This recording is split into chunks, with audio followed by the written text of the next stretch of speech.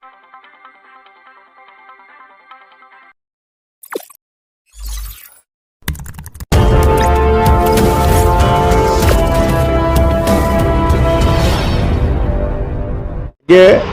National highway 848ના જે કપરાડા વિસ્તારમાં જે ખૂબ ખાડા છે, જેના લીધે આ કરવાની જરૂર પડી, પરંતુ આપણા સંસદ સભ્ય શ્રીએ આ રસ્તો મંજૂર કરાવેલો, પણ આ અધિકારીઓ ખાડા ન પૂરવાના કારણે આપણા સંસદ સભ્ય અને ધારાસભ્ય જીતુભાઈએ પણ સંકલનમાં પ્રશ્ન પૂછેલો અને ત્યારે પણ ખાતરી આપવામાં આવેલી, પરંતુ હજુ સુધી ખાડા પૂરાયા નથી. એ માટે આ કરવા પડ્યું. આ ખાડા પૂરવા માટે જ વિરોધ કર્યો.